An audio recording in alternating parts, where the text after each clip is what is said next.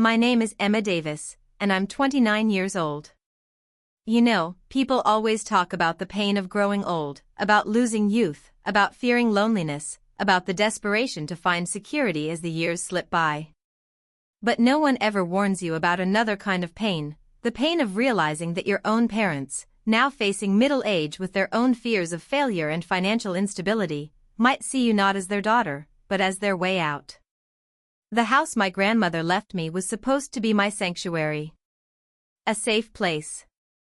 A home where I could finally build something of my own after years of struggling to prove my worth. But instead, it became the battleground for the deepest betrayal of my life. I remember the day it all changed. I was just going through my normal afternoon. I had been showing properties all morning and came home exhausted, ready to handle one small errand before collapsing on the couch. The kitchen sink had been leaking for days. It wasn't a big issue, but it was the kind of thing that gnawed at you until you dealt with it. I knew my dad had installed that faucet himself, which meant he probably had the warranty paperwork somewhere. So I called him. He was in Paris at the time, living his lifelong dream of touring Europe, on my dime, of course. My mother answered first and passed the phone to him. He sounded distracted, slightly irritated that I was interrupting their vacation with something as trivial as a leaking sink. The paperwork's in the filing cabinet, second drawer, under kitchen, he said. I thanked him, told him to enjoy his dinner, and was about to hang up. That's when it happened. He didn't hang up properly. I was about to end the call on my side when I heard my mother's voice, faint but clear. Who was that? She asked. Emma, my father replied, his voice dismissive. Complaining about something in the house again. My heart sank. I should have hung up. I knew I should have. But I didn't. My finger hovered over the button, frozen, as if my body already knew what my mind wasn't ready to accept. All she does is find problems, my mother sighed. Honestly, I don't know why your mother left her that house. It should have been ours. She's just a burden, my father said, his voice sharp and unfiltered. All those years of expenses, her college, everything. And now she has this valuable house, and what? She thinks she deserves it? The word echoed in my ears. Burden. They laughed together, completely unaware I was still on the line. Their laughter wasn't the warm, comforting sound I used to chase as a child. It was cold. Cruel. Calculated. In that moment, I realized they weren't just enjoying Europe on my money. They were plotting to take the house my grandmother left to me. My sanctuary. My last connection to someone who truly loved me. And for them? I was nothing more than a burden. So I made a decision.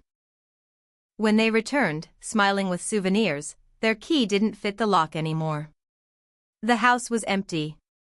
On the granite countertop, I left a single note, surprise. A burden did this. But let me tell you how it all unfolded. Growing up, money was always tight in our household. My parents, Robert and Diana Davis, worked tirelessly, but it was never enough. My father spent long hours on the factory floor, coming home each day with the weight of unrealized dreams pressed heavily on his shoulders. My mother juggled part-time receptionist jobs, always appearing frazzled, always reminding me, subtly or bluntly, that every dollar spent on me was a dollar they could not spend on themselves. You know we're sacrificing for you, my father would say, his voice tinged with both exhaustion and resentment. We could have had a better life if we didn't have so many responsibilities. I was one of those responsibilities. I was made to feel it every single day. Whether it was the pair of shoes I needed for school or the cost of piano lessons I eventually quit because the guilt became unbearable, there was always an underlying message: I was a burden. But there was one place where I never felt like a burden. My grandmother Elizabeth's house. Grandma Elizabeth was different. She was warm, calm, and saw something in me that no one else seemed to notice. To her, I was never a cost, I was an investment, a life worth nurturing. She was a remarkable woman. After losing my grandfather at a young age, she didn't crumble. She built her own real estate business from scratch. While my parents talked about missed chances, Grandma quietly made her own luck. She always told me, "Emma, never let anyone tell you your worth. You decide that for yourself." Her house was my escape, a sanctuary filled with sunlight, the scent of lavender, and the soft ticking of antique clocks. I remember the creak of the wooden floor as we walked to the kitchen together, the soft cushions on her floral armchairs, the way she always kept fresh-baked cookies in a jar just for me. But it wasn't just the comforts of her home that stayed with me, it was the peace. There was no shouting, no cold silences, no guilt. Just her, me, and the garden we tended together in the backyard. That garden became my sacred place. I'd dig my small hands into the soil, planting flowers alongside her, learning their names and how to care for them.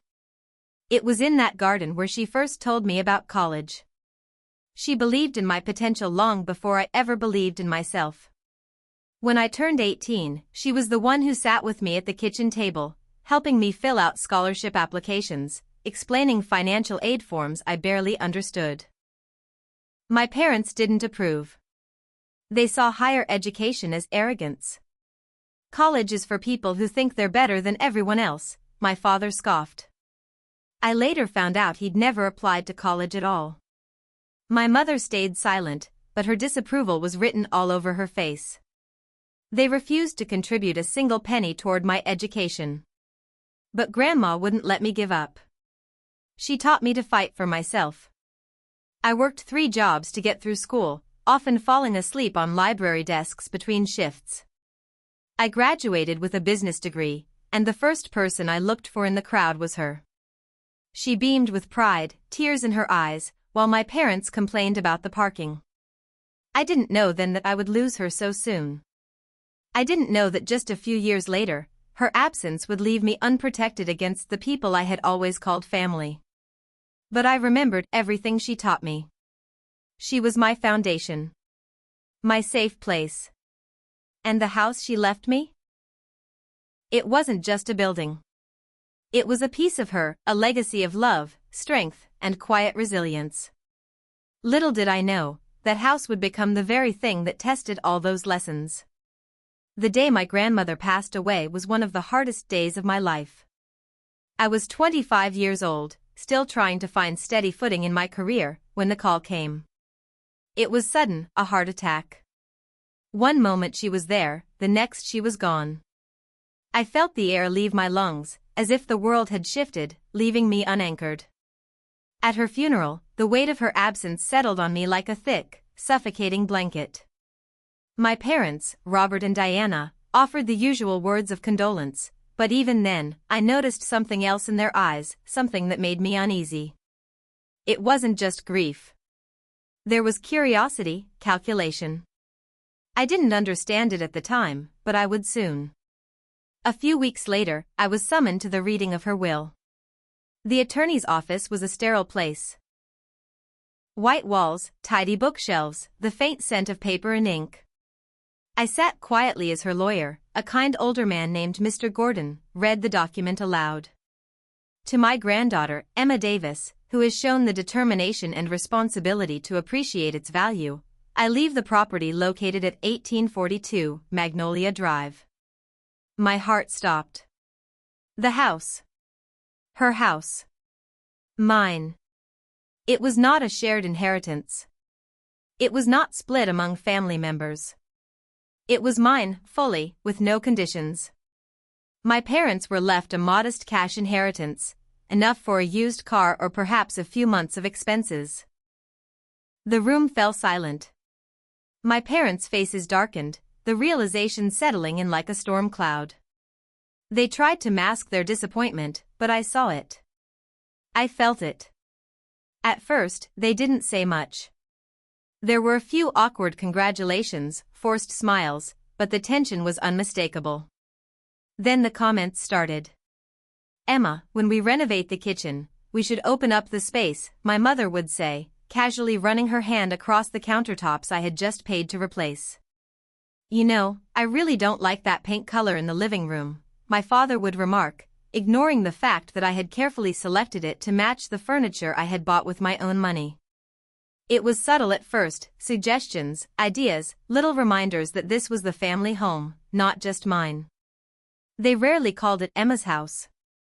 Instead, they spoke of it as if it belonged to all of us, as if their claim to it was undeniable, as if it was owed to them. Over time, their language shifted. The kitchen they wanted to renovate became our kitchen. The garden I tended became the family garden. The master bedroom I slept in became the biggest room in the house, as if its size automatically belonged to them. What made it worse was that they contributed nothing. Every mortgage payment, every tax bill, every repair came from my pocket. I was building my career as a real estate agent, working hard, pulling long hours, and slowly finding success. I was finally making a comfortable income, but they still treated me like a child who didn't know how to run a household. When I tried to set boundaries, they brushed them aside. Family doesn't have boundaries, they would say. But somehow, that rule only seemed to apply when it suited them. They felt entitled to my space, my time, and most of all, my money. As the years passed, their entitlement grew. They acted as though the house had always been theirs, as if I was just a temporary occupant. It didn't matter what the will said. It didn't matter how hard I worked. In their eyes, I was still the little girl who should be grateful for everything they had sacrificed for me. The final blow came when they announced, with great excitement, that they were planning their lifelong dream, a 3-month vacation across Europe. But it wasn't just the trip that caught me off guard, it was how they planned to pay for it. "We can just use the equity in the house," my father said one evening over Sunday dinner, as if it was the most natural thing in the world. "You mean my house?" I asked, trying to keep my voice calm. "The house that's legally in my name?" "Don't be selfish, Emma," my mother chimed in smoothly. "Your grandmother would have wanted the family to benefit from it." I refused to take out a loan against the house. But in a moment of weakness, a desperate attempt to win their approval, I offered to help cover some of their travel expenses. That was my mistake. Before I knew it, I was paying for almost the entire trip, flights, hotels, spending money, all while they complained about the locations I had booked. And while they packed their bags, they packed something else, too, their plans for the future. Plans that didn't include me. It was a Tuesday afternoon in June, a quiet kind of day when the world seems to move just a little bit slower. My parents had been in Europe for about 6 weeks at that point, according to their social media updates, lavish dinners in Paris, gondola rides in Venice, sightseeing in Barcelona. All funded almost entirely by me. I had spent that morning showing properties to clients and came home to tackle a lingering issue. The kitchen sink had been leaking. I didn't want to let it get worse, so I figured I'd fix it before my parents returned in a few weeks. My father had installed the faucet himself the year before, one of the few home projects he had ever completed, and I needed the warranty information. So I called him. The international line clicked and buzzed as I waited for him to answer.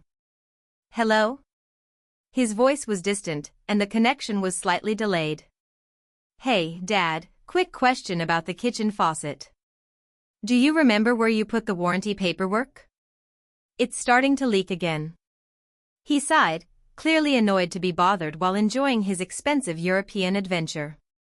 "It's in the filing cabinet in the den, second drawer, under kitchen." "Why can't this wait until we get back?" "Because the leak is causing water damage right now," I explained, trying to stay polite despite his short tone. "I just need to call the company to see if it's still covered." Fine, he muttered. "Your mother and I are about to head to dinner near the Eiffel Tower." "Sounds lovely. Enjoy your meal." I thought that was the end of the call. But he didn't hang up properly. I was about to press the end button when I heard muffled voices. "Who was that?" my mother asked. "Emma," my father replied, dismissively. "Complaining about something in the house again." I should have hung up. I knew I should have. But something in me hesitated. Some part of me needed to know. What now? My mother asked, her voice tight with irritation. Something about the kitchen sink. Honestly, all she does is find problems with that house.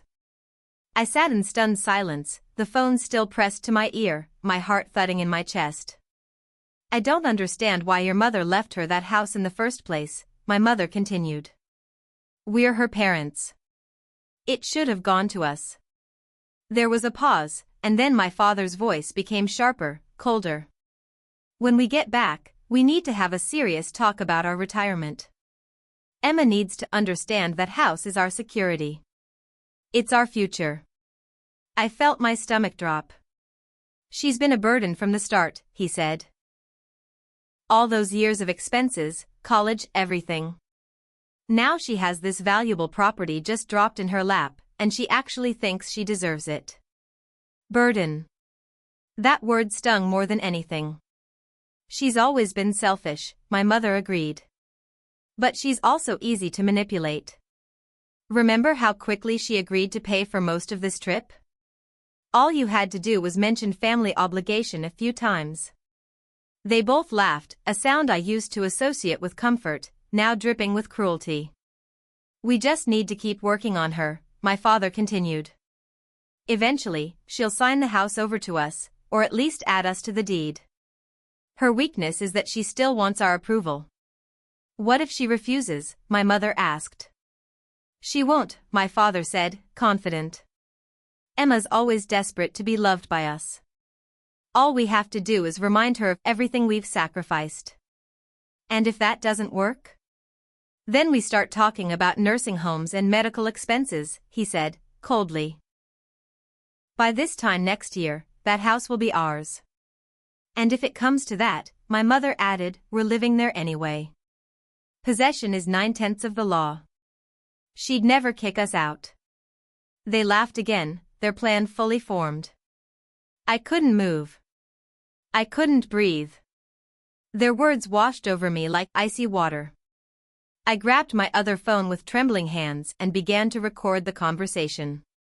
I captured every word, their scheme, their contempt, their confidence that I was too weak to stand up to them. When the call finally dropped, I sat in silence, unable to process what I had just heard. I replayed the recording again and again, the word burden cutting deeper each time. For so long, I had believed their love was conditional because I wasn't good enough. I thought if I just worked harder, achieved more, gave more, maybe they would finally be proud. But they didn't see me as a daughter. They saw me as a resource. A bank account. A tool. And in that moment, something inside me shifted. The little girl desperate for approval was gone. In her place was someone else, someone who understood that loving your parents didn't mean surrendering your life to them. If I was such a burden, maybe it was time to lift that weight off their shoulders, for good. I didn't go to work the next day. I couldn't. I called in sick, though there was nothing physically wrong with me. It was my heart, my mind, my spirit that had fractured. I sat in my quiet house, the one my grandmother had left me, the house that had always felt like my safe place, and for the first time, it didn't feel safe at all. The words kept replaying in my head. She's been a burden from the start. I walked through each room, looking at the life I had built, but now it all seemed tainted. The recliner my father insisted on moving into the perfect spot in the living room. The decorative plates my mother hung over the fireplace, replacing my own artwork. The guest room that slowly became their storage space. Without realizing it, I had allowed them to make my home feel like it belonged to them. And maybe that had been their plan all along. I was angry. But beneath the anger, there was something else, an aching sadness that I couldn't shake. These were my parents. The people who were supposed to love me without condition. The people I had worked so hard to please. How could I have been so blind? I thought about calling them. About confronting them immediately. About shouting into the phone, how could you say those things about me? But I knew what they would do. They would dismiss it, twist it, tell me I misunderstood. They would say they were tired, stressed, that I was being too sensitive. No, I didn't need another round of explanations. I didn't need their carefully crafted excuses. What I needed was a plan. For 3 days, I barely left the house. I lived on coffee and cold leftovers. I made lists, detailed, methodical lists, of everything that would need to happen if I followed through with what I was now seriously considering, selling the house. At first, it seemed too drastic. Could I really do that? Could I really sell the house, the home that my grandmother had left to me with so much love? But then I realized something important. The house wasn't my grandmother. She lived in my memories, in the lessons she taught me, in the strength she had passed down to me. The house was just a building. A beautiful one, yes, but bricks and wood could not protect me from betrayal. If I wanted to be free, I would have to let go of what was holding me captive. I reached out to Patricia Winters, a family law attorney I had worked with before. She was known for being sharp and practical, just the kind of person I needed. I told her everything. I kept my emotions in check as I laid out the facts. The house was in my name, I had paid all the expenses, my parents had been living there rent-free for years. Do they have any legal claim to the property? I asked. Patricia didn't hesitate. Absolutely not. You are the sole owner. Allowing them to live there was a personal choice, not a legal obligation. Relief flooded through me, but also fear. I knew I was about to set something in motion that could not be undone. What about their belongings? I asked. You'll need to give them reasonable notice to retrieve their personal items, she advised. You can even arrange to store them temporarily if you want to go the extra mile. I thanked her and hung up, feeling both empowered and terrified. This would be more than a real estate transaction. It would be a turning point in my life. I was no longer the little girl who begged for their approval. I was a woman ready to protect herself. And if they saw me as a burden, I was finally ready to lift that burden, for both of us. But mostly for me. Once I confirmed my legal rights with Patricia, something inside me settled. I had spent so much of my life second-guessing myself, wondering if I was being too harsh, too emotional, too selfish. But now, I knew the truth. I wasn't taking anything from my parents. I was simply reclaiming what was already mine. Still, I knew I had to handle this carefully. This wasn't just about protecting myself legally. It was about protecting my peace of mind, my future. I called Marcus Wilson the next morning. Marcus was a colleague at the real estate firm where I worked, someone I trusted completely. He specialized in quick, discreet sales, cases where privacy mattered more than squeezing out every last dollar. When we met for coffee, I wasted no time. I need to sell my house quickly, Marcus, I said plainly. Quietly. No public listings, no signs in the yard, no open houses. I want this done in 6 weeks, if possible. He raised his eyebrows, his curiosity barely contained. That's a tight window.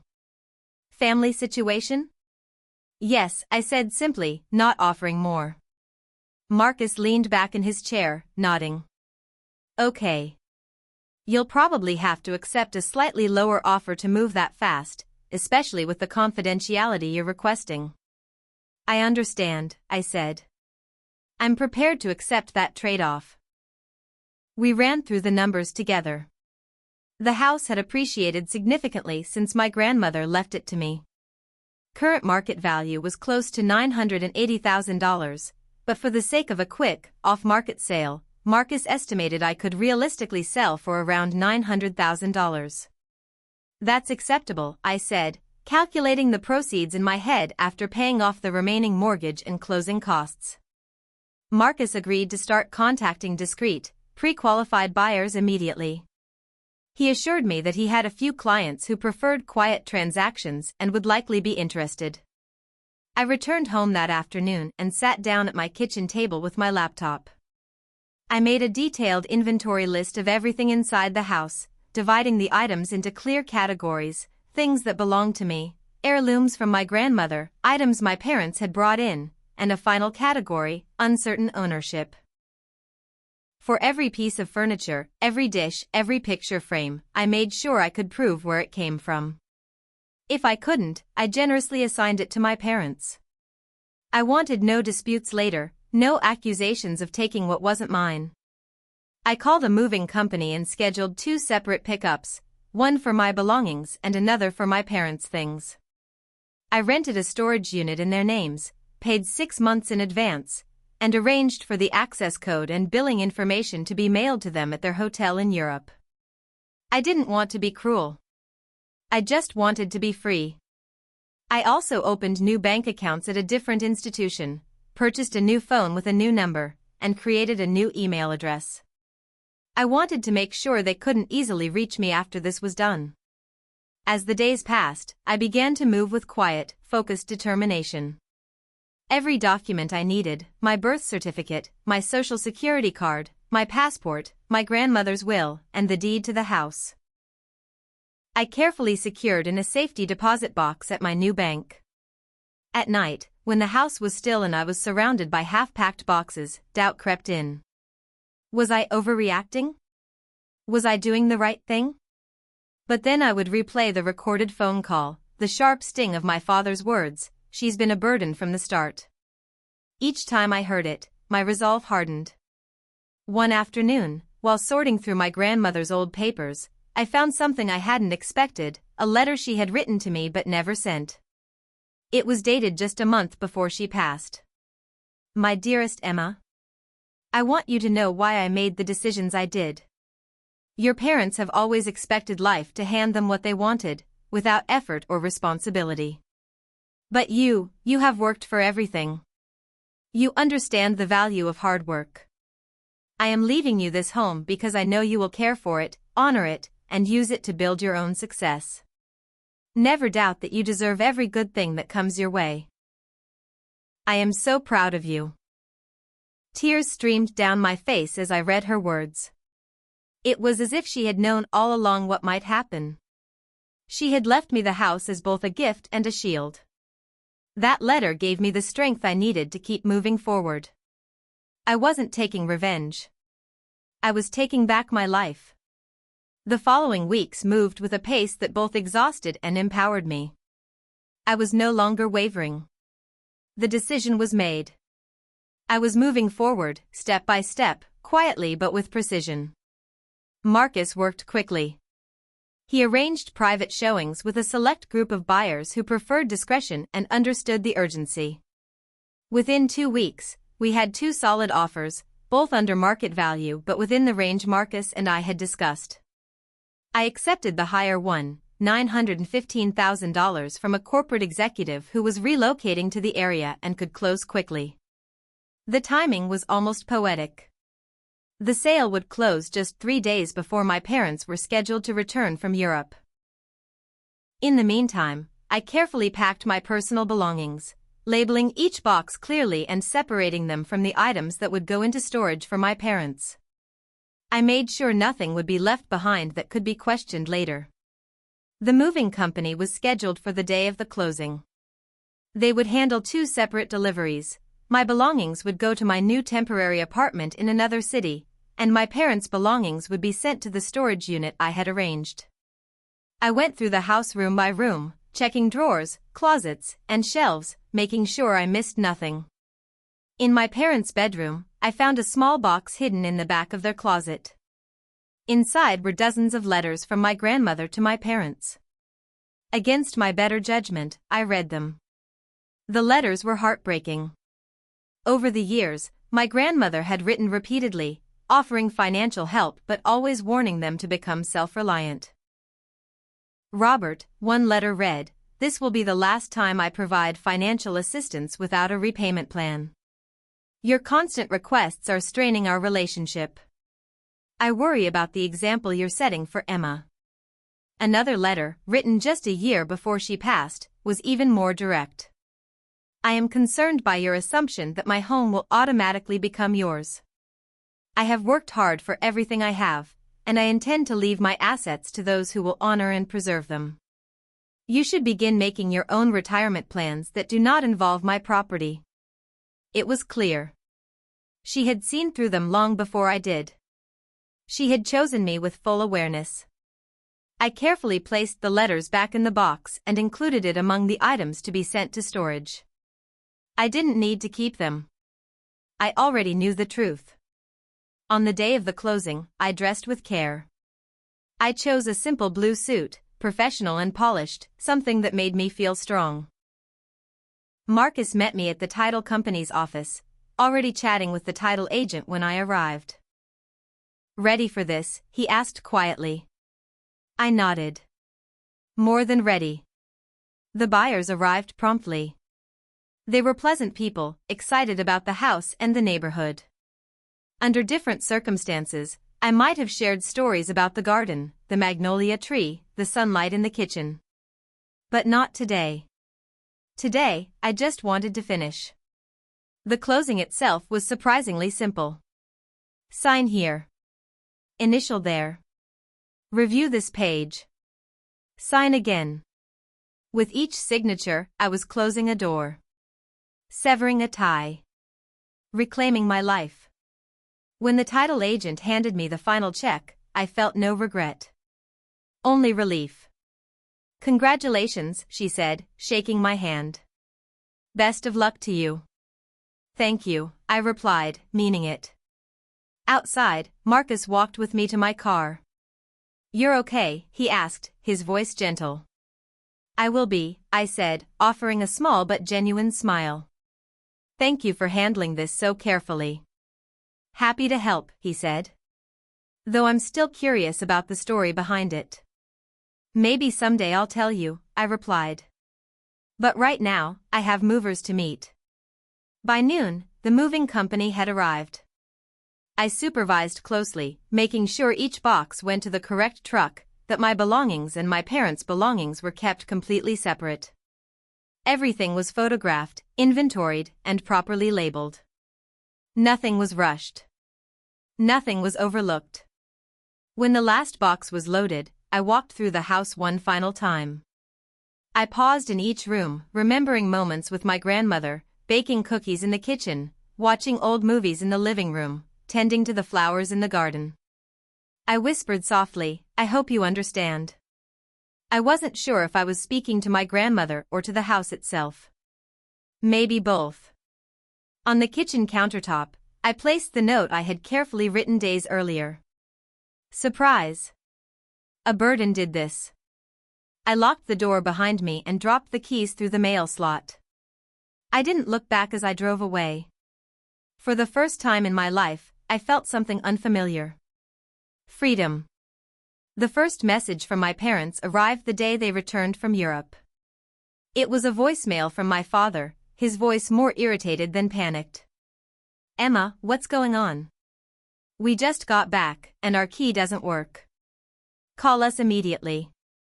An hour later, another voicemail came, this time from my mother. "Emma Marie Davis, this isn't funny. Where are you? Why is the house empty? Call us right now." I didn't answer. I didn't call back. The messages continued, piling up one after another. Some were angry. Some pretended to be concerned. My mother's tone would swing from sweet to sharp in a matter of minutes. "Emma, we're worried about you. Please call us. We just want to know you're safe." And then, not long after, from my father, "We found your note. I don't know what you think you heard, but you've made a terrible mistake. This is our home too. You had no right to sell it. We're meeting with an attorney tomorrow." I saved every message but responded to none. Let them contact a lawyer. The house had been mine to sell. I had followed every legal step, every procedure. There was nothing they could do to reverse it. The next day, I received a text from Jamie, a coworker at my real estate office. "Your parents are here. They're yelling at the front desk. Boss told them you're on vacation and asked them to leave. They refused at first but eventually left. Are you okay?" I replied simply, "Family drama. Thanks for the heads up." Later that day, my boss called me directly. Emma, I don't know what's happening with your family, but they came here today, making some pretty serious accusations. They're saying you sold their house without permission. I took a steady breath and explained. It was my house, left to me by my grandmother. They had no legal ownership. They were living there because I allowed it, but they crossed lines I can no longer accept. I sold the house to protect myself. There was a short pause on the other end. Understood, she said. We've banned them from the office. Take as much time as you need, and let us know if we can support you in any way. Her calm acceptance gave me a sense of relief I hadn't expected. I had been afraid of professional fallout, but it seemed I had more support than I realized. Over the following days, my parents tried every possible way to reach me. They contacted old friends, distant relatives, even tried through my college alumni network. Each attempt made me more certain I had done the right thing. About 2 weeks later, they somehow got my new email address, probably from a well-meaning former neighbor who didn't know the full story. The email was long, full of half-truths and attempts to rewrite history. They claimed I had misunderstood a private conversation. They said I had overreacted, that I had betrayed them in the most painful way possible. And then, with breathtaking audacity, they offered forgiveness, if I would use the proceeds from the house sale to buy a new property where we could all live together. Even now, they were still trying to control me. I didn't respond. I forwarded the email to Patricia, my attorney, who once again reassured me that I had acted completely within my rights and advised me to continue maintaining distance. As the weeks passed, I began to rebuild my life. I returned to work, poured my energy into my real estate clients, and continued my therapy sessions. I found a small condo in my new city, not as grand as my grandmother's house, but it was mine in every way that mattered. I was free now. Free from the weight of their expectations. Free from the constant need to prove my worth. They had lost their house. But I had finally found my peace. I managed to avoid them for nearly 3 months. I changed my routines, shopped at different stores, and was always vigilant about who might be watching. I told myself I was ready if I ever had to see them again, but deep down, I knew I was still bracing for that inevitable confrontation. It came on a quiet Tuesday afternoon. Rachel Chin, my former neighbor, called me unexpectedly. Emma, I thought you should know. Your parents are back at the house. My heart raced. What do you mean? It's not their house anymore. I know that, Rachel said gently. But they're just sitting in their car outside. Staring at it. The new owners are out of town on business, so I don't think they've noticed yet. I thanked her and immediately called Richard Thompson, the new homeowner. He appreciated the warning and promised to alert his security company. Later that evening, my phone buzzed with a call from an unfamiliar number. Against my better judgment, I answered. Emma. It was my father's voice, tight and sharp. We need to meet. Tomorrow. Coffee shop on Maple Street. 10 a.m. If you don't show up, we're going to your office again, and this time, we won't leave quietly. Before I could respond, he hung up. I called Patricia immediately to inform her of the threat. You don't have to meet them at all, she reminded me. We could request a restraining order. I considered it carefully but ultimately shook my head. No. I think I need to see them. But I want to do it on my terms. The next morning, I arrived at the coffee shop at exactly 10:15 a.m., late enough to make a point but not so late they would leave. I had chosen this place intentionally. It was public, always busy, and the owner was a former client who I knew would support me if things turned confrontational. I spotted them immediately in a corner booth. My mother looked worn, her hair uncharacteristically messy, her posture tired. My father's jaw was tight, his expression carved in stone. I approached the table with calm, deliberate steps. I wore another professional suit, my armor. Robert. Diana, I greeted them by their first names. I saw my mother flinch slightly at the formality. "Sit down," my father barked. "I'm not here to take orders," I said firmly. "If we're going to have this conversation, it will be on equal terms." I sat across from them and deliberately placed my phone on the table between us. It was clear I intended to record the conversation. My mother gestured toward the phone. "Is that really necessary? Given our history?" "Yes. I record all important business meetings now." "We're your parents, not a business meeting," my father snapped. "And yet, you threatened my workplace if I didn't comply with your demands." "That sounds more like business than family." They were not used to this version of me, the one who no longer sought their approval. "What you did was unforgivable," my father finally said. "You sold our home out from under us." "It was never your home," I replied calmly. "It was my home. One that I generously allowed you to live in. But you didn't see it that way. You saw me as a burden." My mother's eyes widened, confused. I pressed play on my phone and let their recorded voices fill the space between us. "She's been a burden from the start, all those years of expenses, college, everything. Now she has this valuable property just dropped in her lap, and what, she thinks she deserves it." I paused the recording and looked at them both. "You recorded us," my father hissed. "It's perfectly legal to record a conversation I'm part of. You didn't hang up the phone properly." "You misunderstood," my mother said quickly, her voice shaking. "We were tired. We were stressed. We didn't mean any of that." "While you were on an expensive European vacation that I paid for?" I asked, raising my eyebrows. "Please don't insult me with another lie." "So you sold the house as revenge?" my father demanded. "You left us homeless to punish us?" "I sold my house because I finally realized it would never truly be mine as long as you were in it." "And you're not homeless. You had money from the inheritance Grandma left you. But you chose to buy a new car instead of securing your future." His face turned red. "We could sue you for this. We lived there for years. We have rights." "You don't," I said simply.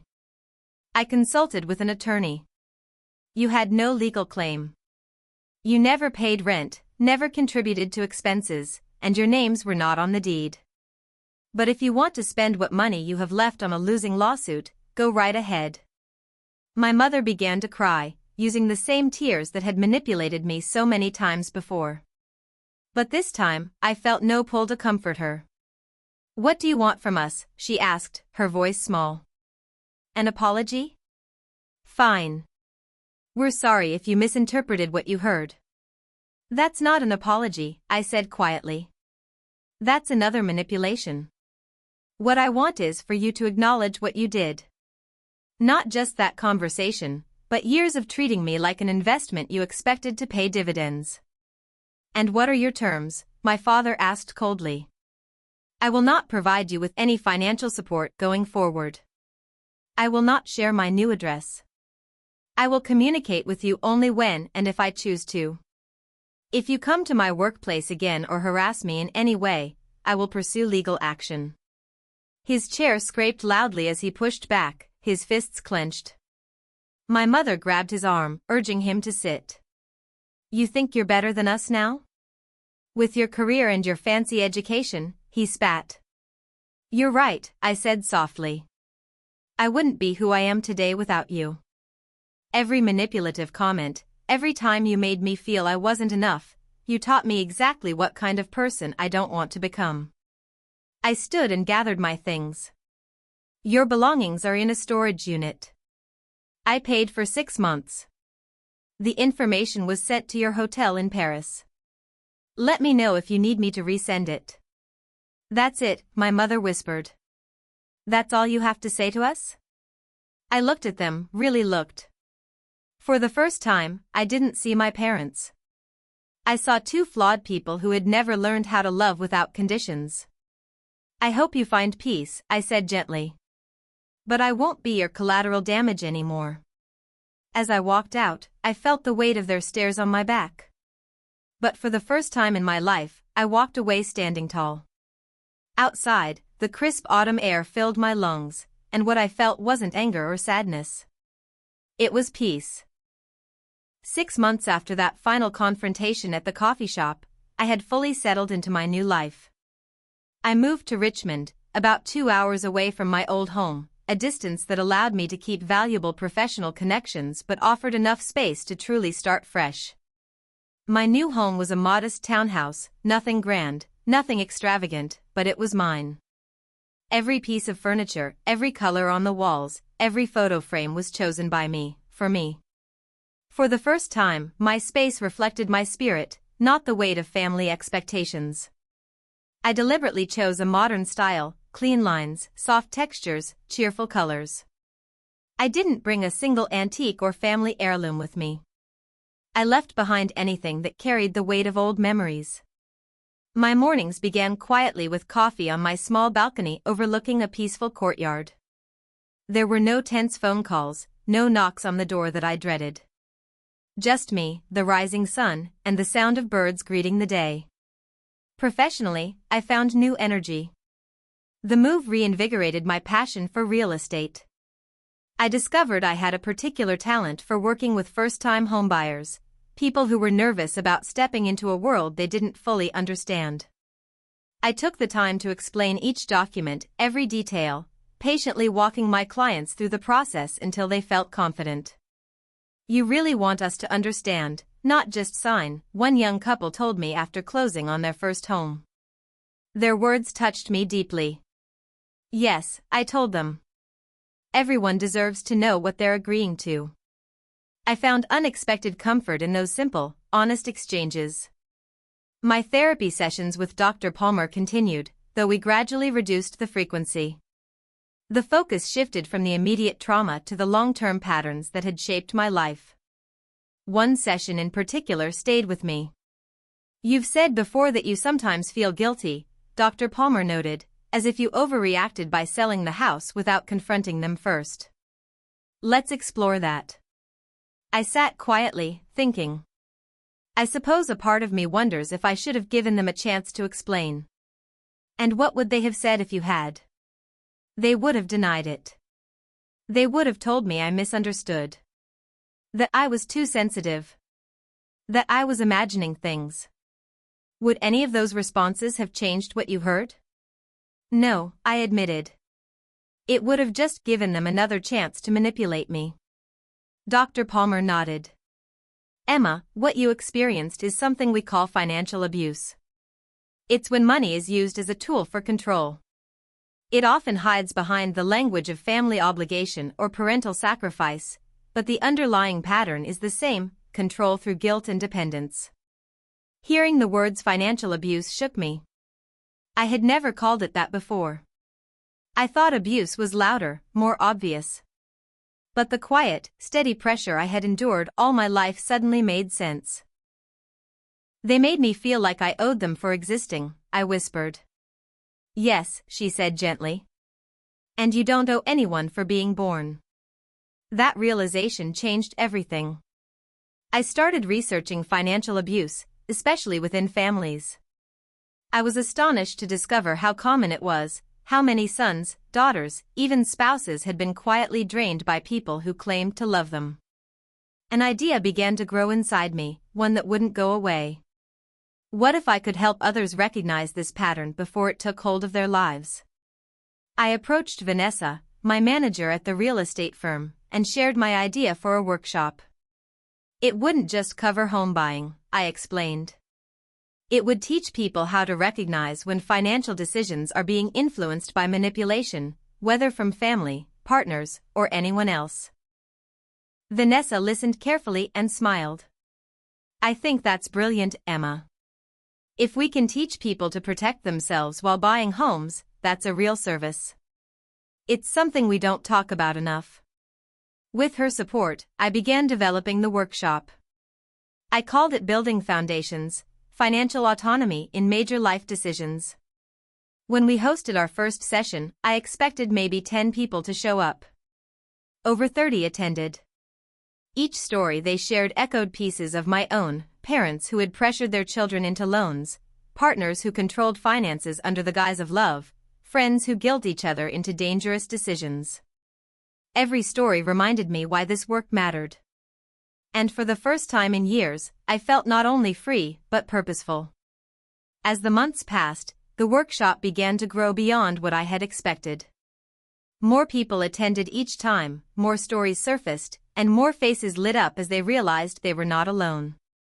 I was helping others find their voices, but quietly, I was still working to fully reclaim mine. In therapy, Dr. Palmer continued to guide me through the deeper wounds, the ones I had carried long before the house was ever in question. One afternoon, as I sipped tea across from her, she gently asked, "Do you still think you overreacted, Emma?" I hesitated. Sometimes. Sometimes I wonder if I should have sat them down first. Told them what I heard. Given them the opportunity to explain themselves. And if you had, what would have happened? They would have denied everything, I said softly. They would have twisted it, made me question what I heard, made me feel guilty for doubting them. She nodded. And how would you have felt? I would have doubted myself.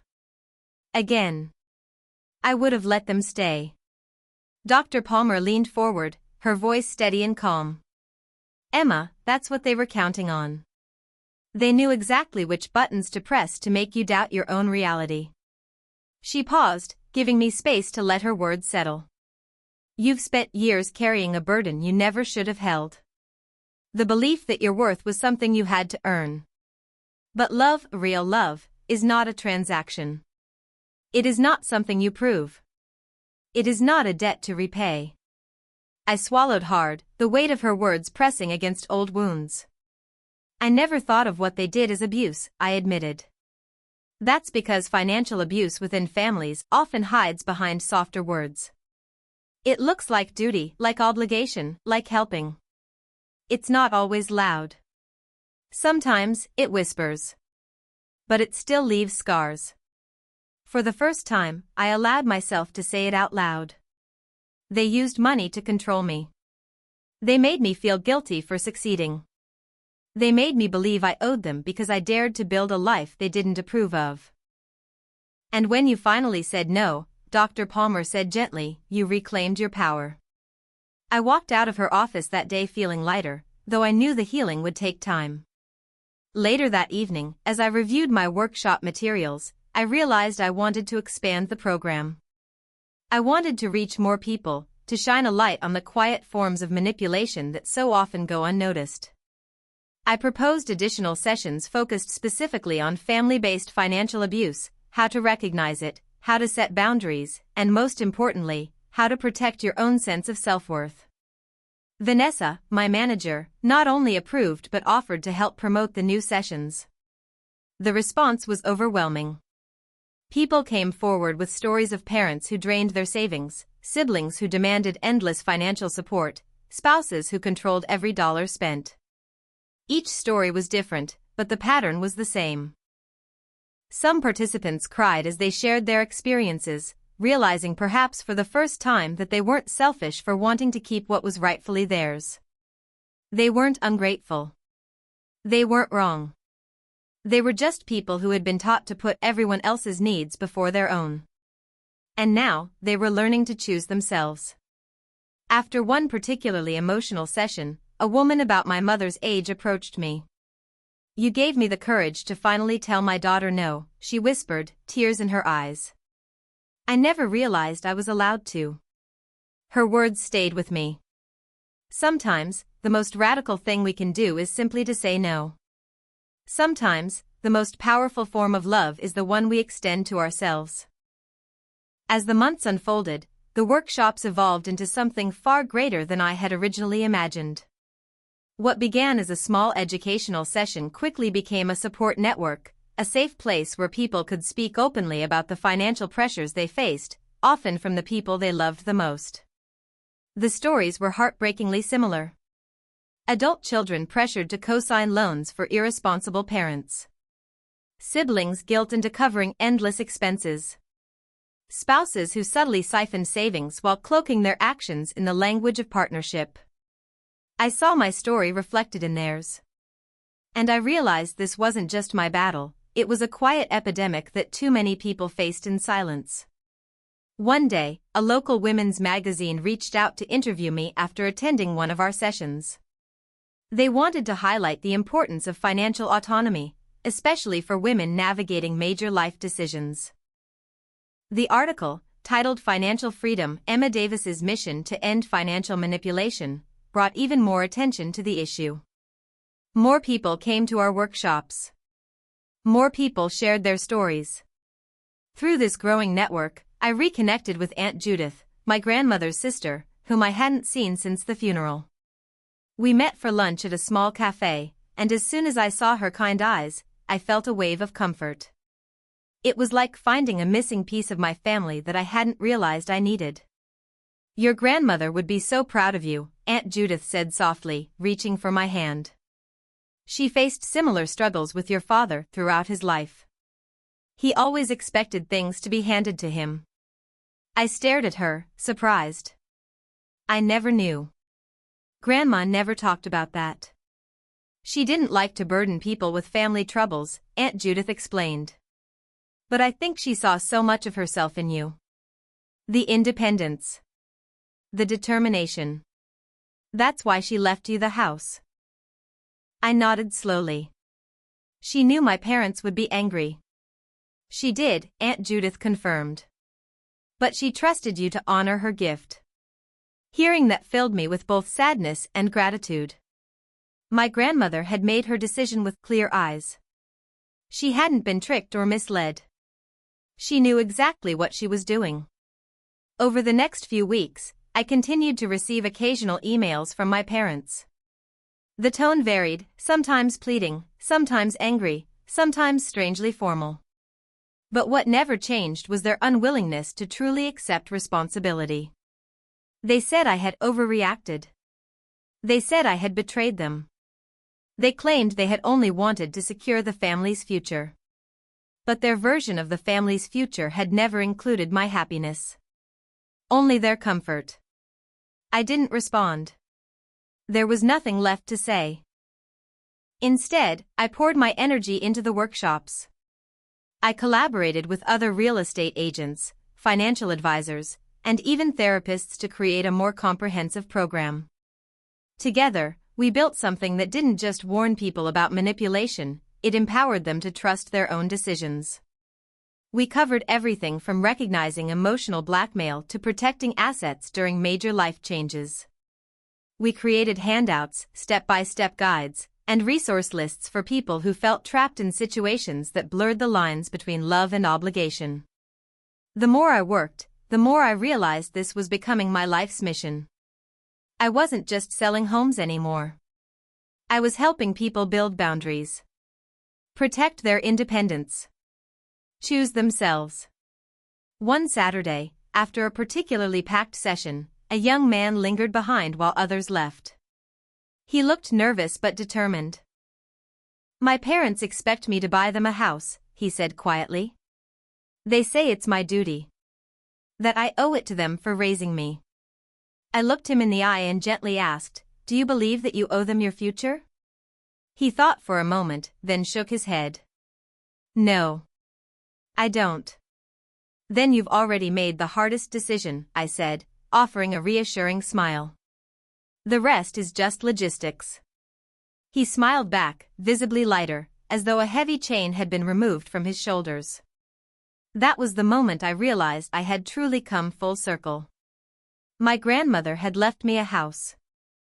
But what she really gave me was something much greater, the foundation to build my own life, to help others build theirs, and to finally understand that love is not something you should ever have to purchase.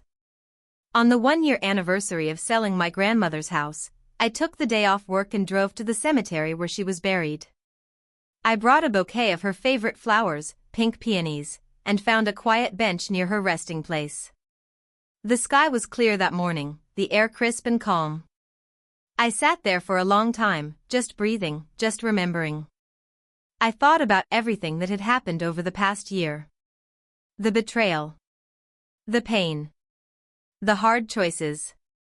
And I thought about the woman I had become because of them. When I finally spoke, it was soft, almost like a prayer. "I think I finally understand what you were trying to teach me," I whispered. "About knowing my worth.